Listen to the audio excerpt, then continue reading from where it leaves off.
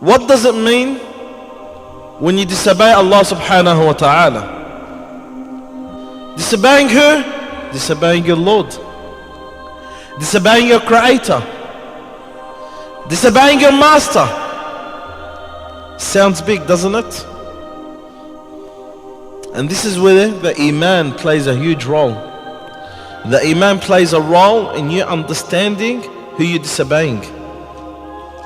And that's why people disobey Allah Azza wa Jalla, they don't care.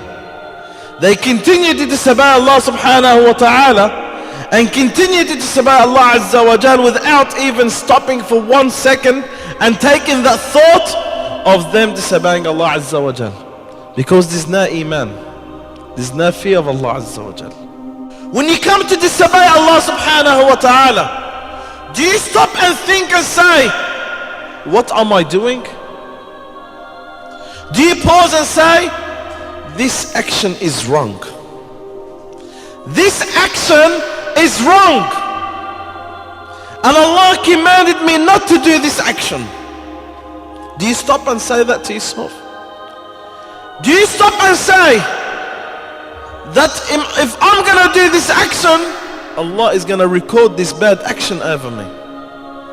And this action is going to be recorded on me that I had committed it. I want to stand in front of Allah Azza wa Jal. Allah subhanahu wa ta'ala is going to ask me about this action.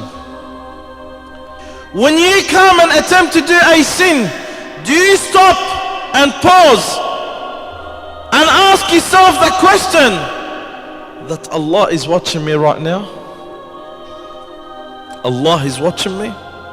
Especially when you turn around making sure that no one is watching you from mankind, and you lock the door and you close the blinds and you make sure that there's no human being is watching or hearing or listening, and then after you secure yourself, you feel content to fall into the haram and commit it. But do you stop and pause and say, is Allah watching me? If I made sure that everyone else is not watching me and everyone else is not listening to me, did you make sure that Allah is not watching you and Allah subhanahu wa ta'ala is not listening to you? If you fear people, why shouldn't you fear the Lord of people? If you fear the creation, why shouldn't you fear the Creator? If you fear human beings, why don't you fear the Lords of human beings?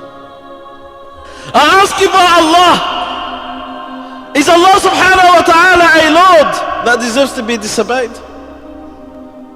The action that you do, the action that you fall into, the evilness that you commit, is it worth it for you to disobey your Lord Allah? Think about it. Comprehend it. Is it worth it for you to disobey Allah Azza wa Jalla just to be with someone in the haram, or to take haram, or to listen to the haram, or to say the haram, or to be in the haram? Is that worth it to disobey Allah, the Lord of the universe? Remember that Allah subhanahu wa ta'ala can see you. Remember that Allah Azza wa Jal is watching you.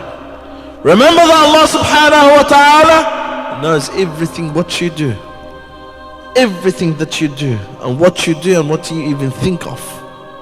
And that's why Umar ibn Khattab radiyallahu ta'ala anhu, he says, judge yourself before you get judged. Judge yourself. You look at yourself before you get judged. Weigh your deeds before Allah subhanahu wa ta'ala weighs them for you. Never commit a sin that Allah subhanahu wa ta'ala had commanded you to keep away from. Always remember that Allah Azza wa Jal is the one that's watching you, and Allah subhanahu wa ta'ala is the one that will record everything on you. Fear Allah subhanahu wa ta'ala always and always and always.